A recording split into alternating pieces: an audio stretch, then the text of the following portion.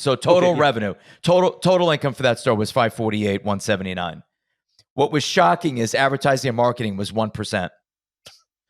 That's how much foot traffic you have coming in there.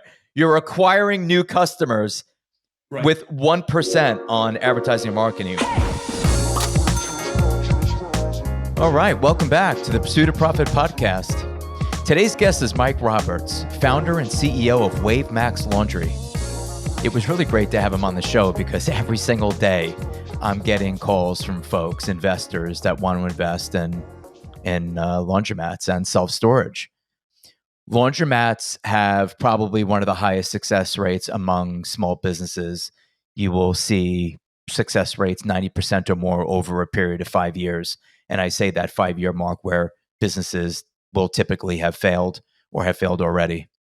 So laundromats have stood the test of time, including the housing market, including recessions, including COVID. They were viewed as essential services during COVID due to their ability, right? Hygiene, cleaning.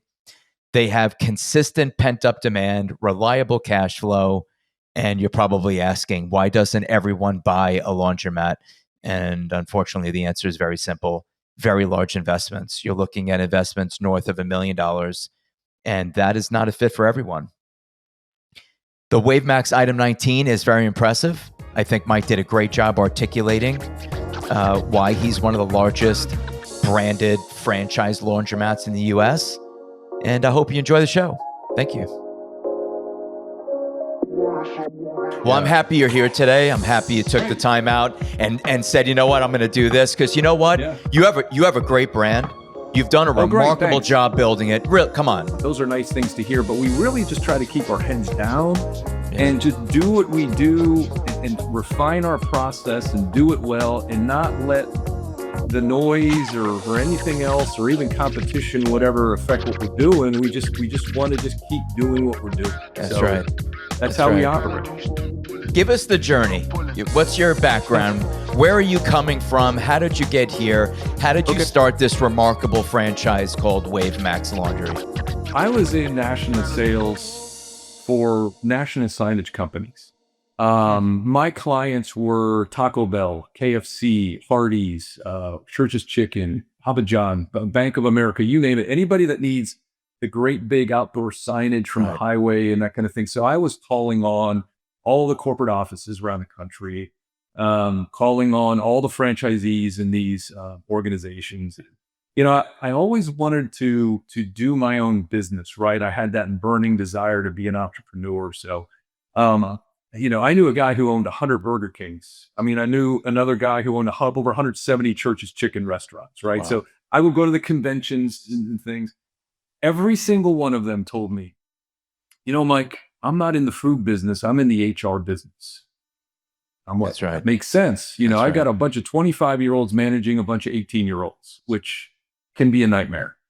So it stuck with me. And so when I was looking at my wife and I were looking at doing our own things, I literally concentrated first on car washes. You know, I was thinking coin-operated car washes, you know, that was it. We're here in Florida. And come to find out, those weren't making a lot of money, and those big tunnel washes were starting to open up, and they were, you know, $10 million. And now you got more employees and everything. So I saw an advertisement, and it was for a coin laundry for sale. And I'm thinking no employees, right? I'm like, this is great. So I went, looked at the store, and the gentleman, I said, well, you know, very nice store. He had just built it, and he was trying to flip it and make some money. And I said, well, you know, show me your financials. I've got to go get a loan. He literally gave me a yellow notebook piece of paper with numbers written out, January, in crayon, February, March. Right. And I'm like, how do I go get a loan based on this? Okay, So I look at the store, and based upon my background, you know, I was calling on the real estate construction departments for all of those brands I just named. You know, knew of all the architects and real estate people. I said, you know, I might be able to do my own thing. So I started looking for my own location, which I found. And then I designed my own store, built my own store, and I decided to get in the laundry business. But then I decided, well, in the industry, unattended stores don't make much money. An attended store makes a lot more money for obvious reasons, customer service, cleanliness, et cetera. So, you know, but again, when we opened, we didn't have many employees. So I opened the store. I've got 4 employees, and I didn't know anything, right? I just opened the store and hoped the customers came, right? I mean, I was just trying to do what I thought was best. So the store started operating really well. That was back in late 2012, early 2013. All right. So you did acquire the resale with the yellow notepad. You did buy it. No. I built you never my own bought it. store. You actually opened a new store. Okay. I wasn't clear. I went and found my own location, Got found it. my own real estate, signed my own lease. I designed, built the store, whatever. I said, Okay. based upon that store, I should be able to go do this on my own. And so I wasn't clear on that. So we're operating the store. Things are going great. 2013, we opened. Fast forward to 2016 and my daughter's 10th birthday party. We went ahead and rented. Have you heard of the Paint with a Twist concept? Of course. Yeah. Yeah. So my wife, we went to that place. My daughter had all her friends there. We had cake and ice cream, that kind of thing. And the girls are painting and they're having a blast. And my older brother was in town, and we're sitting in the back, again, low key, just doing our own thing. And I looked around and I looked them up, and this is franchise. I didn't know. And well, if they can franchise, I can franchise Laundromats. I should be able to do that. Okay, if they can franchise Paint with a Twist, I should be able to franchise Laundromat. So, right. So while I was doing that, now this is back when most of the industry was coin, right? Quarters, dollar coins, that kind of thing. What year are we in? 2012? So this is 2016. 16? Okay? So one day I was like, well, I need to look at franchising. So I was Googling, I went and saw an article in Inc. magazine, and they were interviewing a gentleman named Dennis Mulgannon, who's with my company now. And I literally Googled his company name, thinking I'd get an assistant or whatever, receptionist answering the phone. He picked the phone up. Oh, this is Dennis. I say, hey, this is Mike Robertson, Jacksonville. I'm looking at franchise. And he goes, what do you have? I said, it's Laundromat. He goes, oh man, Laundromat. Everybody's wanting to franchise Laundromats. The problem is you can't track royalties. You can't track sales because everything's coin operated. It's very complicated. That's right. To do that. I said, yeah, but I actually, at that point, before I called him, I'd written a mathematical calculation where I could calculate the gas therms used in the store that correlates to sales. Love it. And it would track sales. So as long as we knew what the gas therms were at the store, we could apply that formula and charge royalties. He said, brilliant. I'll be there next week. So he came to town and we entered into an agreement, and we launched in October of 2016 to franchise WaveMAX Laundry. So that's the story. That's how we started franchising. Is this all right? So it's fast forward. We're in 2025. Are you still basing royalty collection on gas therms? No. Okay. We way back when we stopped, the industry matured pretty quickly with the onslaught of POS systems, and there's also card systems for it, but you can track where people load money onto a loyalty in a hotel key, and then they start the machines with the card, and all of that can be tracked. It's all internet-based, cloud-based, POS-based. So we quickly moved to that technology when it was available. So all our stores will be now with those systems. Okay. Got it. Excellent. So here we are today, more technology. You're collecting royalties based on actual revenue collected, which makes sense, instead of your mathematical calculation. So exactly. That was when we started. It was just what I had to come up with because the industry wasn't there. Right. I love when someone like you take a highly fragmented, nameless, faceless industry and brand it. I ask people this question all the time. They're like, why would I want to franchise? And I go, do you ever get your car washed? Of course. They're like, it's a stupid question. Like, of course. What's the name of it? Exactly. Do you do dry cleaning? Yeah, I'm a lawyer. I get my suits and my button down. Yeah. What's the name of the laundromat? I know where it is. I don't know. No one knows the name of their laundromat. They don't know the name of their dry cleaner, and they don't know the name of a car wash. All highly fragmented. And then you come in and consolidate, right? Systems, branding. Yeah. So I love businesses like this. But more importantly, there are tens of thousands of laundromats in America. What makes your brand different? How does it stand out? What's the differentiator? Well, there's two ways of looking at it. So if you're a franchisee getting into the brand, I can explain that. And then from a customer standpoint, there's that perspective. So I'll talk about both of those perspectives. Yeah, let's start with the franchisee. Why? Yeah, and then we could get to the customer why. That's fine. So when I was looking at starting my store back in 2012, I mean, I had every distributor in the world approaching me, and sliding the deal across the table. And you need all of these washers and all of these dryers, and the store needs to be massive and this and that. And instinctually, I'm saying, it doesn't make sense to me. Just because you put more washers in does not mean you're going to make more money, right? Well, they make money on selling equipment. That's what they do. That's right. The more equipment they can put in, the more money they make. Well, what's happened in the industry is when that happens, person doesn't know what they're getting into. They get into it, then they start struggling to make money because the store is overbuilt. Then they can't invest in the store, and then they can't keep up with the maintenance, and things start going downhill. So consequently, you have an industry that has a really bad reputation of having a lot of zombie mats out there. I mean, I would venture to say over 70% of the industry that the stores are pretty bad. They're in rough shape, not operated. They're you wouldn't want to take we have the Nana test. We call it, would you drop your Nana off there to do laundry? Right. A lot of those stores you wouldn't want to go into. So with our model is we understand that we don't make money on selling equipment. That's not what we do. We make it on building the right size store for that particular demographic in that market.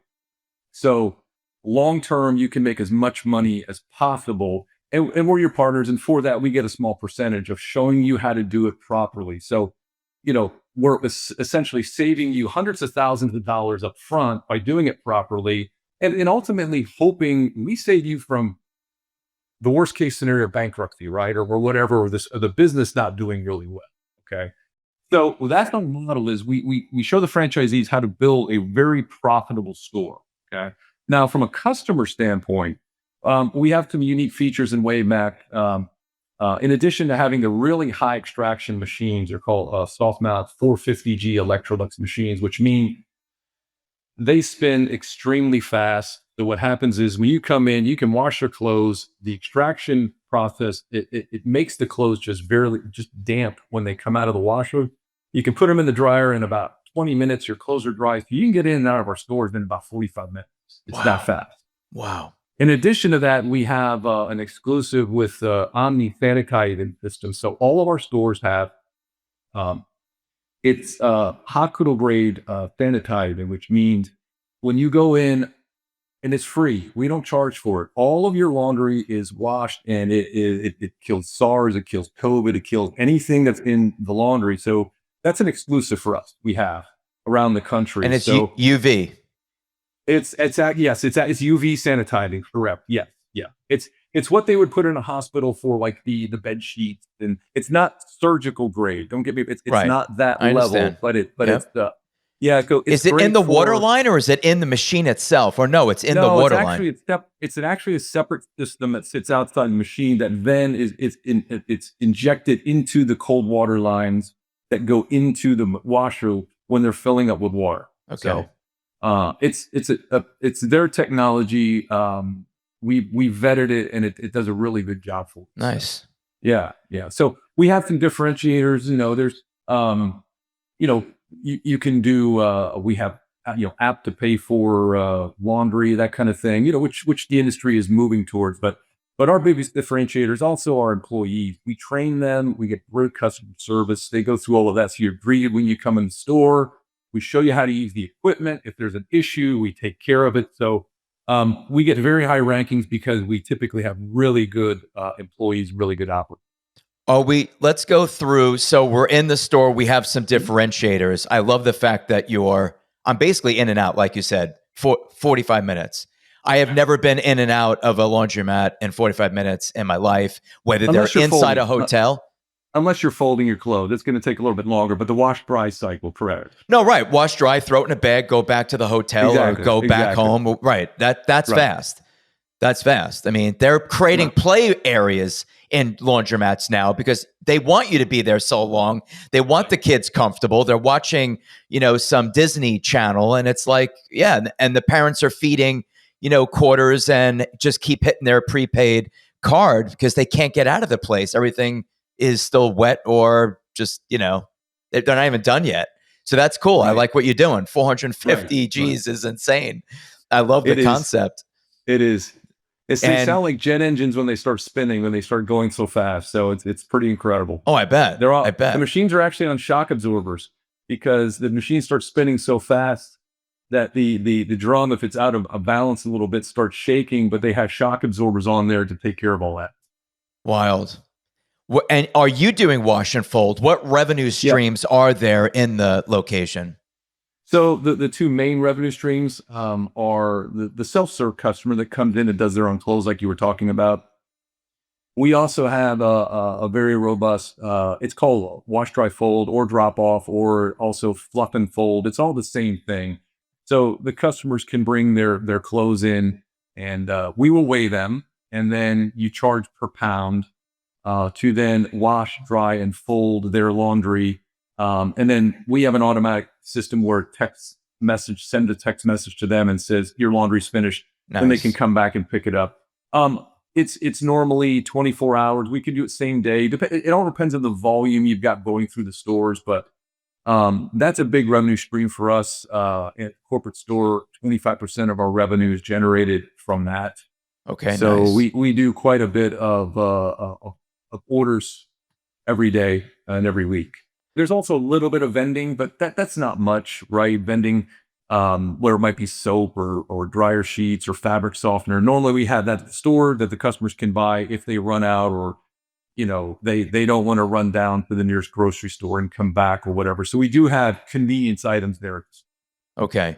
What about delivery? There's a lot of talk about that in the industry. We position ourselves as more of an investor model, where we have a lot of C-level franchisees. We have franchisees that might own other restaurants.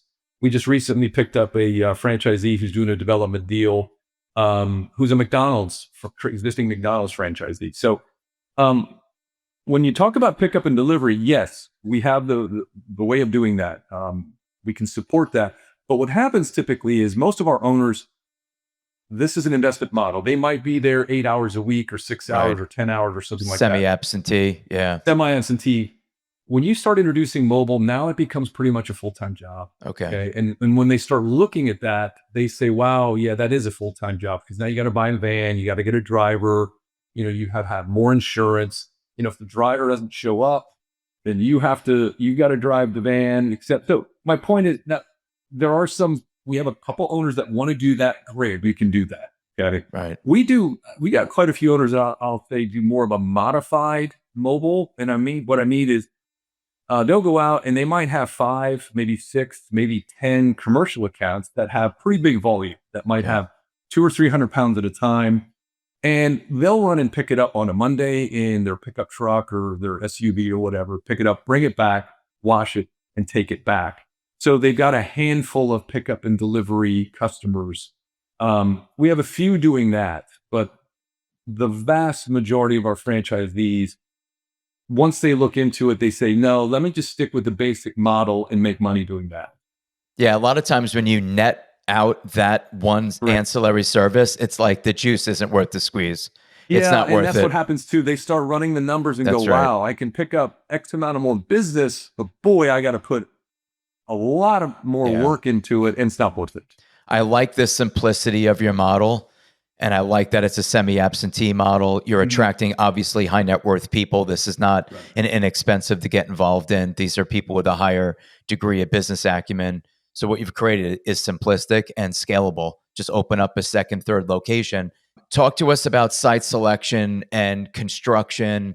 I know there's a lot of impact fees that go into there. Give me some of the nuances of finding the right location. From memory, your branding mentions something about like C+ space with A+ results. Define that. Yeah. So internally we have a gentleman handling all of our real estate. We have a national construction firm, national signage firm, national architectural firm. So we have the team set up that knows, that have built and have been involved in developing many WaveMAX sites. So when it comes to site selection, we always say you never fall in love with a site, because there may be a great site out there that we like, but after our team negotiates and the lease and tenant improvement money and all of those things, the site might drop away and we have to move on to another site. So the expertise that we have is in maximizing tenant improvements. And when you talk about impact fees and that kind of thing, listen, everything's negotiable, right? So all of those things, we know what a store is going to cost to build. All of that can be negotiated in. Now, sometimes impact fees, we view them as barriers of entry for competition. So if we feel like, okay, yes, it's expensive, but it's worth it because there's a lot of people out there that may not be able to afford that impact fee. Well, that's okay. So we roll that into the pro forma and the equation, because we know long term that area probably will be eaten up with competition. That's right. If we can make that work with the business model, and we're not going to force it, but if all those expenses and things come into the pro forma and it looks like it works out, then we move forward. So we're Class C space. How many square feet? What's optimal? It depends. Again, it depends on the city, and again, this is where we come into play to guide the franchisee, because, out in the industry right now, most franchisees, if they were to go to a distributor, hey, I'm looking at opening a location here. That's great, and put with this much of equipment in there. We don't do that, because depending on how high the rent is, traffic flow, parking, all of those kind of things. So our stores could be anywhere from 2,400 square feet to 3,500 square feet, depending on a lot of variables and factors and rents and et cetera, right? We've had a couple stores where the rent was so cheap, we took a bigger space, but we didn't build the store to that massive size. We put walls up, divided it, and they have a big storage area in the back to try to keep construction costs down a little bit. Because building out a 5,000 square foot store is going to be much more expensive than 3, and we didn't need that extra room, so we kept that in the back as unfinished space that can be utilized for whatever they want to utilize it for. Okay, all right. Tell me about. So we're Class C space with Class A results. You're obviously not focused on a anchor tenant. You're focused on demographics more. Right. Obviously, if you're C space, you really care. Do like that. Again, when we're looking at the space, the anchor tenant does come into play too, right? I mean, so, we're not going to be going in the spaces that, let's say, a Starbucks would go into. Correct. Or those kind of things. What we're wanting is a good, strong strip center, or a strip center that might have a Family Dollar, or those kind of things that we look for, or a grocery store, not a Whole Foods, but let's just say whatever, a Winn-Dixie, I'm with you. Those kind of things. So all of that is taken into consideration when we're looking for space. Okay, got it. Define the customer, define the demographics. What are you looking at 1 3-5 mile radius from a laundromat? What are the metrics? Yeah, and I'm not going to get into specifics, but our formula, our secret sauce that we've been doing for a long time, we look at household incomes. We look at size of the households. We look at the amount of renters. We look at apartment complexes. We look at those are probably our biggest categories right there, would be household income, renter, size of household. And that's 1, 2, 3 mile. But again, depending on if it's an urban area, we aren't going to look at 5 mile or 3 mile. We might even just look at the half mile because it's urban, right? So we typically go 1, 2, and 3 miles. We started out with the differentiators for a franchise owner, which you clearly laid out. Right. Why would a customer want to go here now?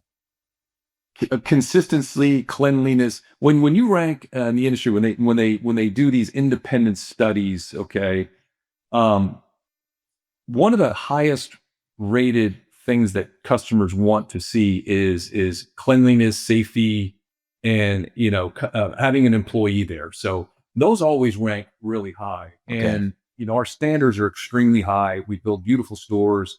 So it would be the cleanliness, safety factor that go into this. Pricing is actually kind of down on the list.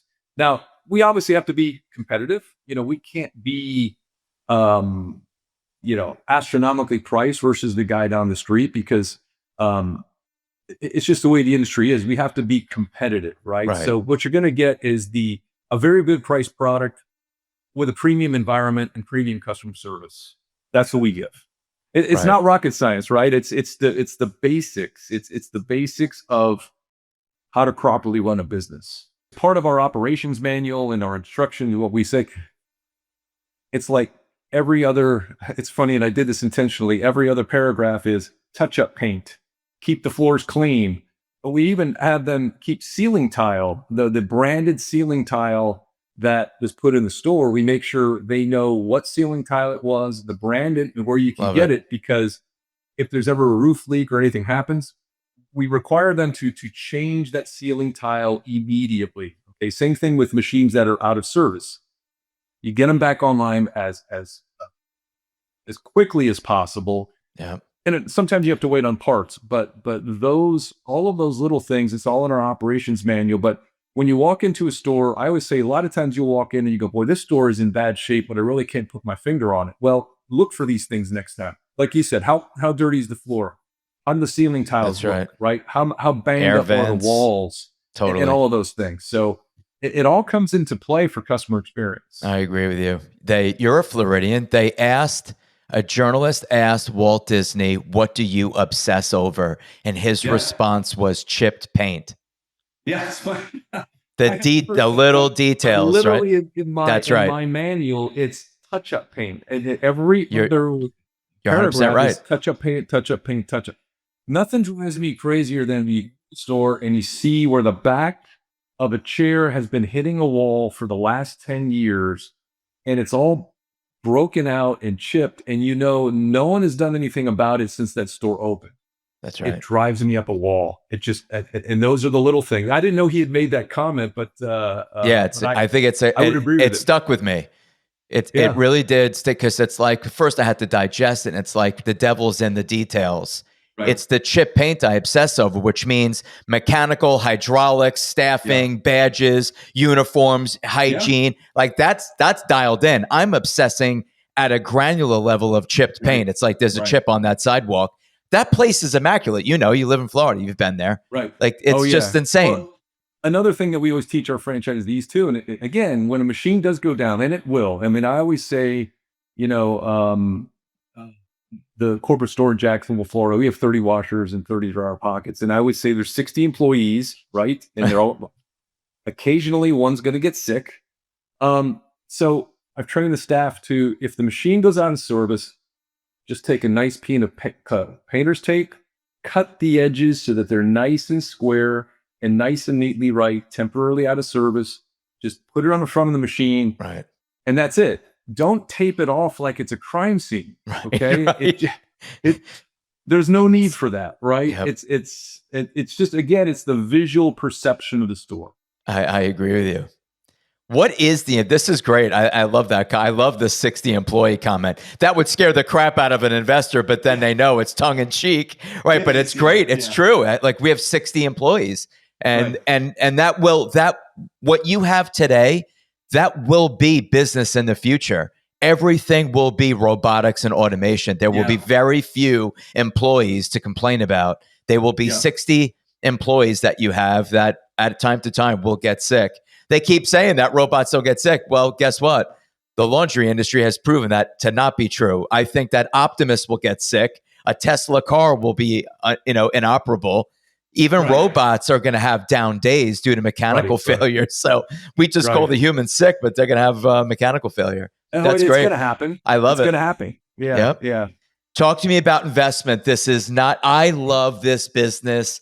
Just for the audience, we're interviewing, right, a CEO, founder of a laundromat business. This is one of the probably safest investments that you can make in business. Success rates in the laundry industry are probably 90% plus. They have a reputation of being tried and true, solid, and can get through economic cycles and can get through that 5-year hump where most small businesses have already failed. But laundromats, they stand the test of time. So it's good stuff. How much? How much does it cost to get involved? Let me make a comment on what you just stated there, which was great. And I want to interject. So during COVID, we were considered an essential industry and we did not shut down. I didn't know that. Our store sales were very strong through COVID. Yeah, if you're defined as be able to disinfect, you've got this UV system. I mean, you're helping people, maintain good health and hygiene. Well, you got to remember when you take clothes out too, when you take them to the dryers go to 150 degrees. That's right. So, so the point is, from the industry was deemed essential service. We did well because we had the UV systems in there, the sanitizing system. So it was, for us, it was kind of icing on the cake. But okay, I like it. But back to your original question, investment. We can talk about investments. Yeah, talk to us about it. Let's get a little granular with it. How are you financing this? How are you getting this deal done? The way it's structured is we look for investors that are liquid, that you need to be liquid, about 400,000, 400 to 500,000 of liquidity. Okay. So, because these are not inexpensive stores to build, right? So, and normally what that means is you've got to have the wherewithal to build the store, meaning your cash injection would be the construction build out of the store. We try to reduce that as much as we can because of our experience. We've got, as of last week, 62 stores open, and I got another 15 coming down the pipe under construction, et cetera. So with our national construction firm and our architect and the way we negotiate leases and tenant improvement money, we're very good at bringing that construction cost down as much as we can. But excellent. Construction is not cheap. So that is the cash injection of what the franchisee is supposed to do. Now the equipment can be financed. Okay. And we have finance partners, in-house financing. So basically what that means is it's not just washers and dryers that are financed. It's washers, dryers, rolling carts, the card system, the POS system, the sanitizing system, freight, taxes, and installation of that equipment. That's considered the equipment package. That's finance. Okay. So in this scenario, if we're throwing numbers around, I mean, ballpark, if you got a $350,000 build out and your equipment package is again $600,000 to $700,000, they'll finance that $600,000 to $700,000, and you come out of pocket to build the store. That's your cash injection. Then the store is open. Okay. Those are the basic roundabout numbers. And again, every deal is different because depending on the equipment mix, the equipment package may be more, maybe less. And same thing with construction, could be more, could be less, based upon how we negotiate with the landlord for the tenant improvements. Can I get in this business for $1 million, or no, it's going to be hard? Oh no, you can get it. When you say $1 million, you talk about the total of both, right? Total investment. I'm out of pocket. My cash injection, my debt. Yes, you can. You can get into this business for $1 million. Again, we would have to find a location that may not be 3,000 square feet. It may be 2,500 square feet. Okay. The equipment package would be a little bit smaller, but the beauty is the equipment that we use, the 450G, because you can get so many people through the store. You can get many more people through our store than the older equipment would allow, right? So if it was, if I can get people through the store in 45 minutes, where a store down the street is an hour and a half, we got a big efficiency. So that's when you build the right size store with this equipment, we can get people through quicker, and profitability wise, you can be real.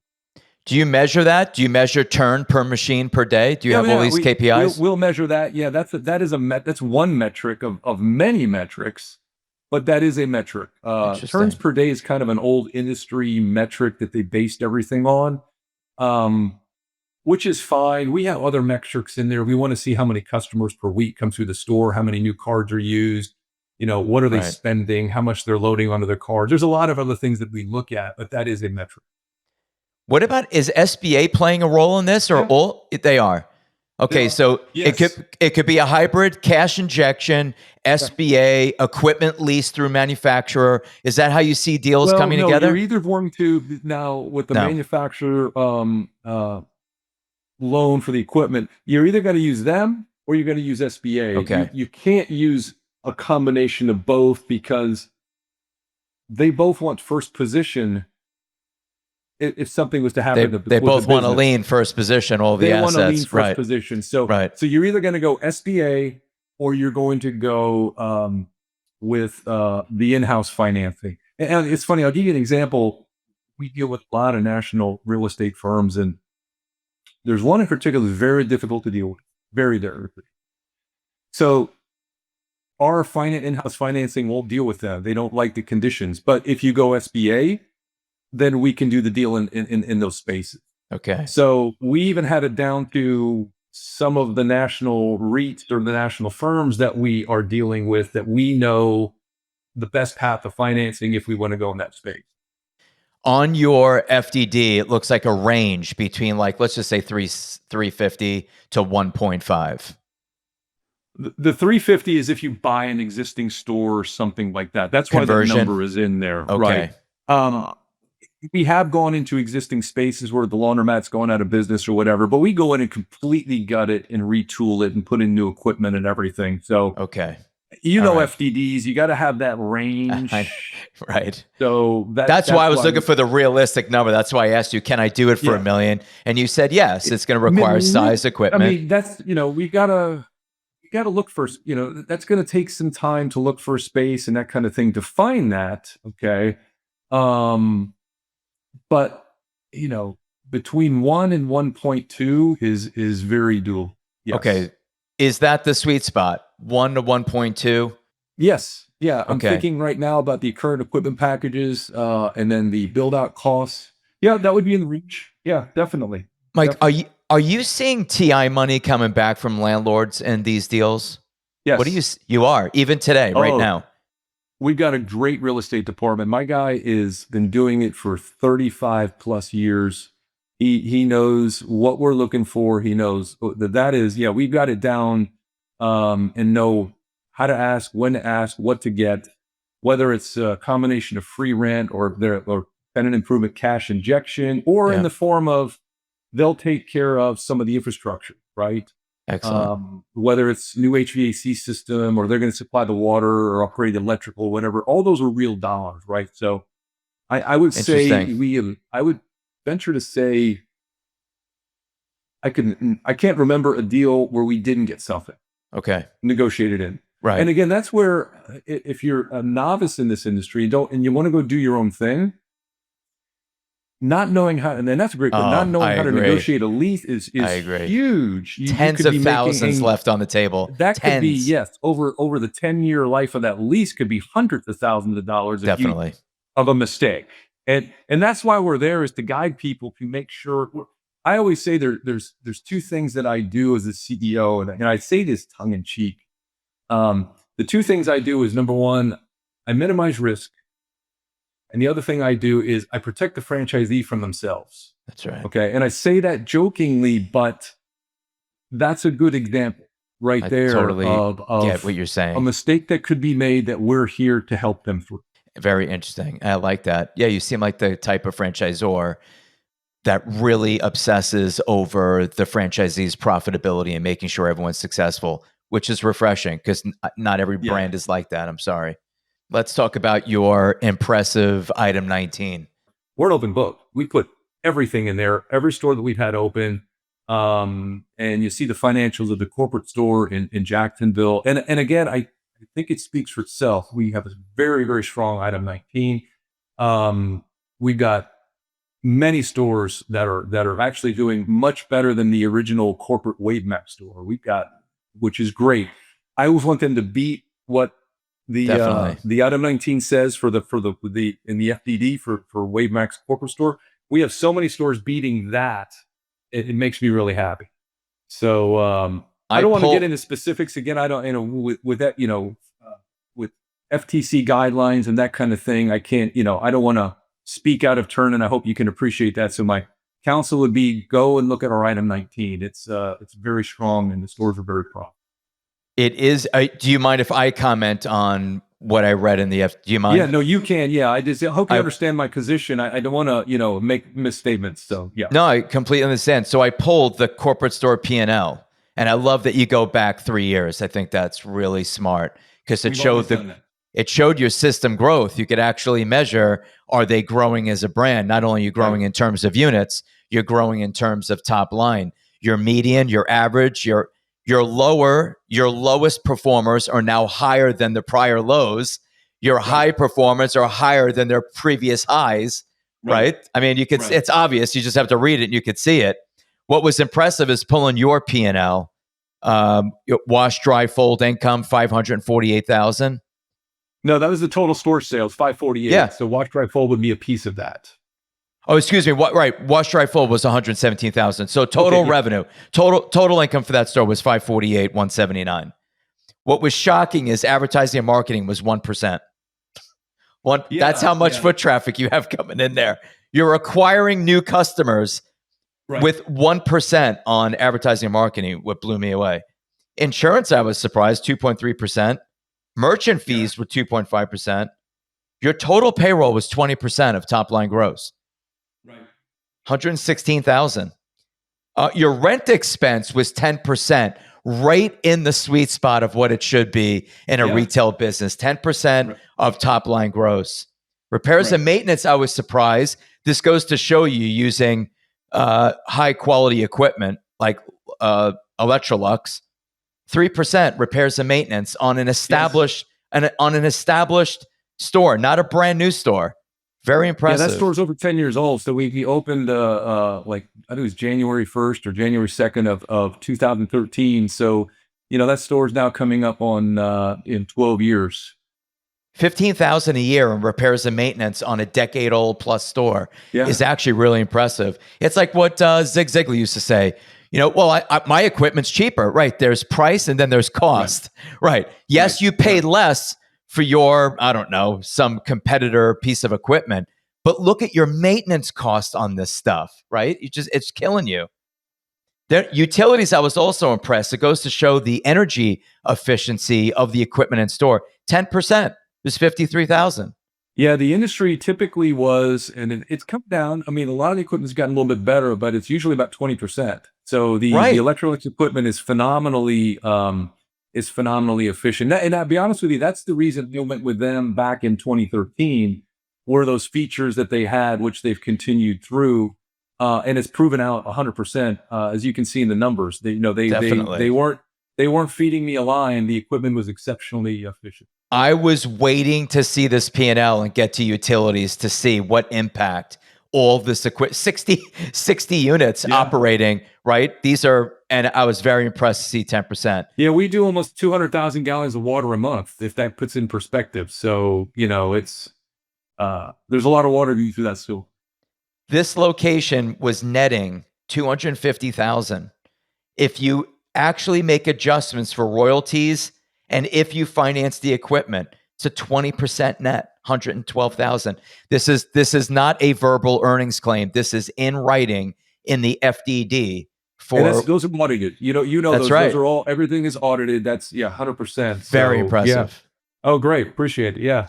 Very impressive. And what's more impressive is when you find out that the average owner of these locations is working less than 15 hours a week. Yeah. Yeah. Sometimes half of that. We have some owners that love being there, and they love the customers, and they work the stores, and it's what they're doing. Great. That's great. Go do that. But the vast majority of our customers, our franchisees, like you said, they don't spend much time at the store. They spend what's required, what's needed. Yeah, it's good stuff.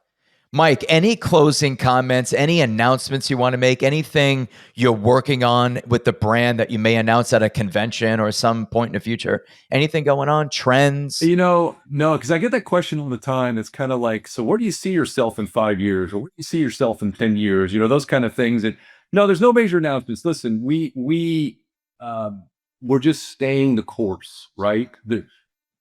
There's no reason to reinvent the wheel. We've got a great for vendor partners and staff and everything. So our goal is to just continue to open more and more and more stores. That's the goal, and to make people profitable. I mean, if our goal is to make the franchisees profitable and do what we can to set them up for success, then that's what I got to focus on. I'm not worried about, and I think I told you in the beginning, I typically don't do interviews. I don't like to, our focus is with the brand.